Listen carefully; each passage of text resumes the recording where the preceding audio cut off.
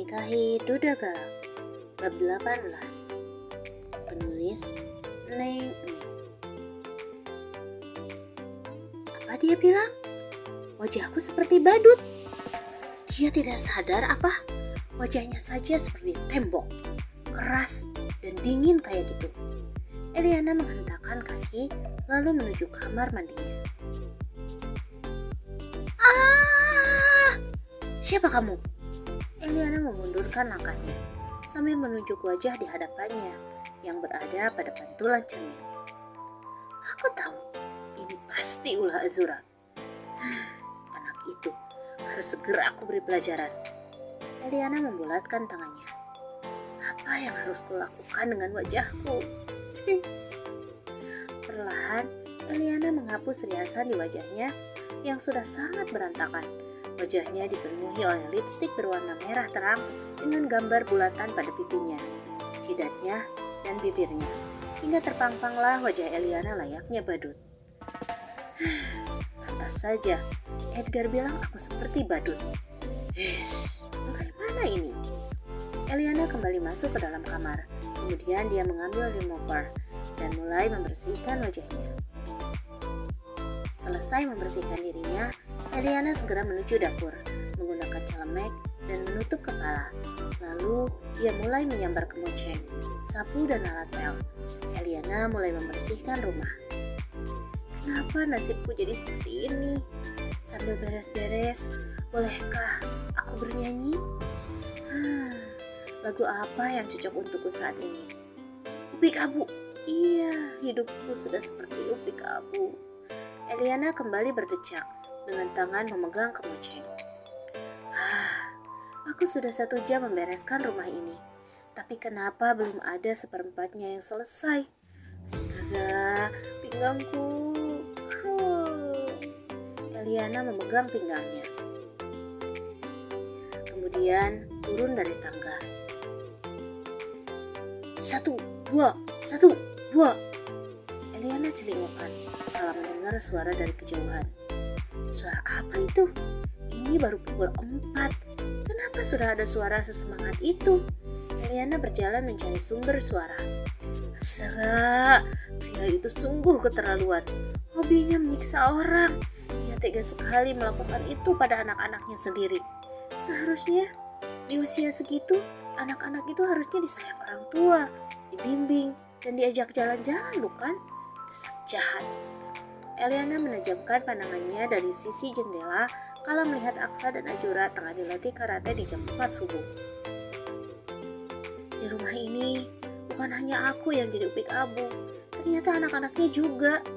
Dengan kesal Eliana kembali menghentakkan kakinya, melanjutkan menyapu di ruang keluarga.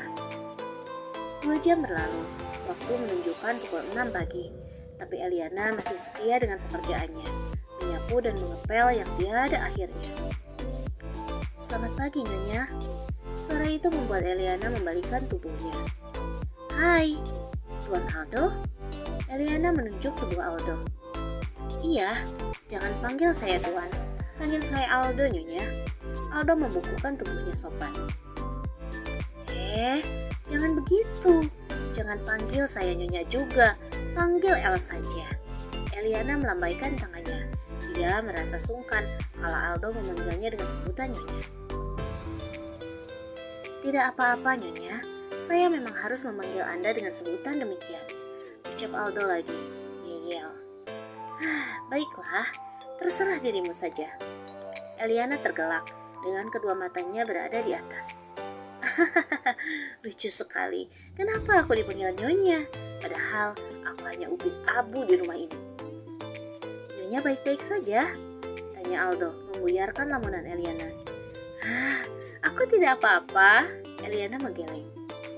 Tuan Ed, di mana Nyonya? Tanya Aldo sambil mengedarkan pandangannya. Dia sedang memeriksa PR anak-anak, jawab Eliana sambil tersenyum dipaksakan. Baiklah, saya akan menemui Tuan di ruang kerjanya, ucap Aldo sambil memutar tubuhnya. Nyonya, saya hanya ingin mengingatkan. Aldo kembali memutar tubuhnya menghadap Eliana. Apa? Eliana menatap Aldo intens. Ini sudah pukul 6.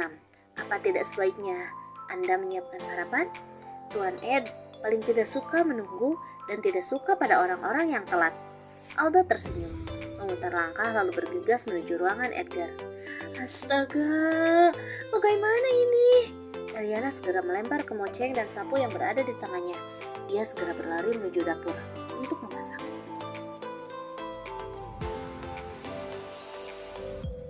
Kicau burung dengan semburat mentari menyemarakan suasana pagi. Sementara itu, aku masih setia berada di depan kompor, kerusak-kerusuk sendiri, menyiapkan sarapan pagi.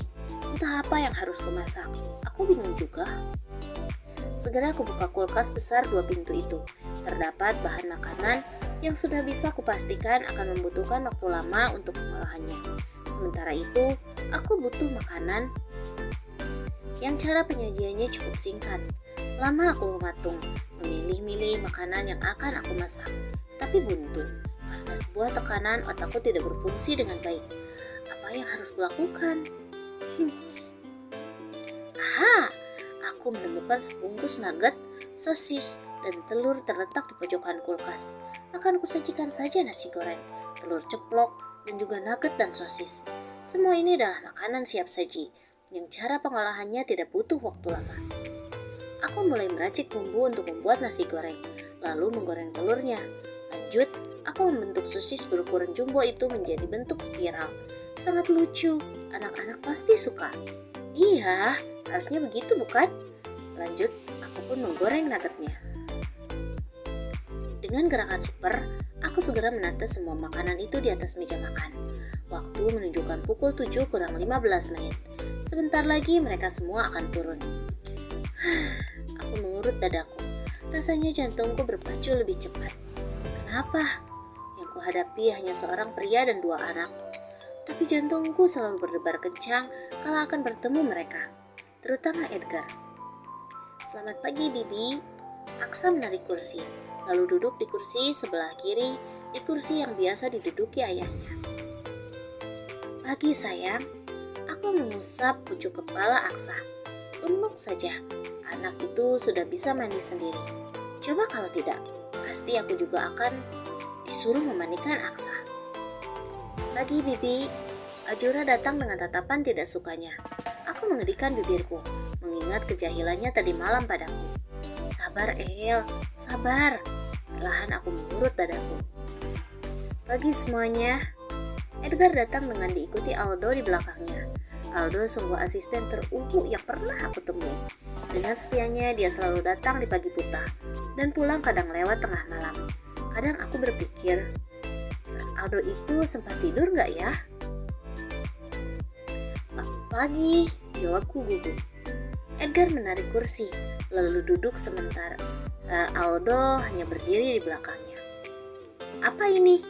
Edgar mengerutkan keningnya, menatap hasil masakanku pagi ini. Ini sarapan kita semua, ucapku sambil tepuk tangan, merasa bangga akan hasil karya ciptaku. Cih, Ajura berdeci. Aku suka sosis, teriak Aksa girang. El, apa kau lupa? Peraturan nomor 2? Edgar menatapku dengan tatapan tajamnya. Apa? Aku menggaruk kepalaku sambil mengingat-ingat. Jujurnya, aku sudah melupakan semua peraturan yang dia katakan itu. Jangan biarkan anak-anakku memakan makanan instan. Itu sangat tidak baik untuk tumbuh kembang anak-anakku, ucap Edgar dengan tegas dan dingin. Tapi belum aku membuka mulutku sepenuhnya. Peraturan nomor 8. Jika kau membangkang, hukuman lain sedang menunggumu. Edgar memajukan wajahnya, seakan dia siap menerkamku. Aku memundurkan langkah. Sementara itu, kulihat dengan ujung mataku, Aldo tengah menutup mulutnya menahan tawa. Hush! Aku menghentakkan kaki karena kesal. Ingat nomor 9. Jangan coba-coba membantah. Karena di rumah ini, aku selalu benar. Edgar membuang mukanya. Semuanya, ayo makan. Waktu kita tidak banyak. Lain kali, tidak akan ada lagi makanan instan ini di meja makan. Ucapnya sambil meraih piring, mengisinya dengan nasi goreng dan telur. Perlahan dia memakannya. Sejenak, kulihat dia menghentikan kunyahannya, lalu melanjutkannya kembali. Aksa dan Ajura menyamar sebuah sosis ukuran jumbo. Mereka terlihat antusias memakan sosis. Aku yakin mereka pasti sangat jarang memakannya. Bagaimana rasanya? Apa enak? Tanyaku antusias.